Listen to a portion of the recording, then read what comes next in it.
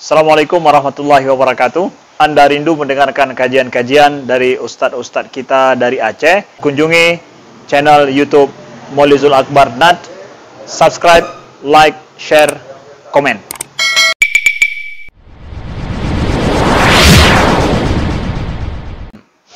Ada imam hari Jumat subuh dia baca ayat sajadah, tapi enggak dibaca dari awal, dibaca hanya yang kena sajadahnya saja. Dan dia ada tujuan memang supaya ada sujud tilawahnya. Karena ayat ini memang disunnahkan di subuh hari Jumat, maka pekerjaan ini tidak mengapa. Ya, jadi dia memotong ayat, enggak semua dari awal, dia baca ayat terakhir yang kebetulan diambil setengah kena ayat sajadah, tidak mengapa. Kenapa? Sandarannya Nabi memang menyuruh membaca ayat sajadah, surat sajadah. Jadi pun enggak ada kewajiban membaca satu surat. Toh pada dasarnya dalam solat itu kita boleh memotong-motong ayat. Ya, dibolehkan, tidak mengapa. Karena memang ada tuntunannya. Dan perlu sebagai informasi, kenapa Nabi memilih ayat sajadah dan Al-Insan di hari Jumat? Karena di dalam ayat sajadah dan Al-Insan itu ada kabar tentang kiamat.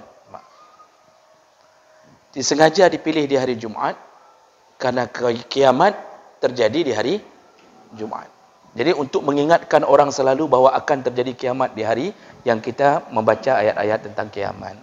Jadi kesengajaan Nabi. Kalau mengambil surat lain, dia enggak baca ni, imam enggak baca ayat sajadah. Dia ambil surat lain yang ada ayat sajadahnya, dibaca di hari Jumat. Kalau itu unsurnya kesengajaan, arti kesengajaan memang sengaja supaya ada sujud, maka batal solatnya. Dan makmum batal atau tidak? Makmum tergantung pengetahuannya. Kalau makmum tahu masalah itu, maka makmum yang ikut imam itu, kalau dia ikut dengan ilmunya, maka batal juga solat makmum. Kalau makmum enggak tahu apa-apa, mana makmum tahu niat imam kadang-kadang, maka makmum tidak batal, imam wajib mengulang solatnya sendiri. Jadi menyengajakan memilih ayat-ayat tertentu agar kena sujud, itu batal solat walaupun diganti ke hari Jumat subuh. Karena sunnahnya memang Jumat subuh itu sajadah dan insan. Cuma sebagai catatan Bapak Ibu, sekali-sekali para ulama mengatakan lebih bagus tinggalkan sajadah dan al-insan di hari Jumat. Supaya jangan terwaham seakan-akan ayat itu menjadi ayat wajib di hari Jumat. Sehingga masyarakat awam, begitu imam enggak baca, mengutuk-ngutuk imam. Apa imam hari ini?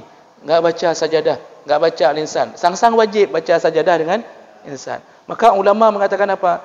Sekali-kali tinggalkan. Tinggalkan. Jangan baca sekali-sekali. Biar orang tahu bahawa itu bukan bacaan wajib. Itu fadilah. Itu fadilah. Nah, ini sekarang orang awam kan terjebak apa? Apalagi yang enggak mengaji. Mengiranya wajib. Maka begitu imam enggak baca, dia enggak mau datang lagi. Dan marah ke imam itu. Padahal imam itu tahu supaya tidak terwaham seakan-akan itu wajib. Cuma sekarang banyak imam enggak pernah baca pun di subuh Jumat itu. Dalam pikirannya baik ke fikir wajib. Padahal cik hendak baca bertiga. Ini salah juga, ya.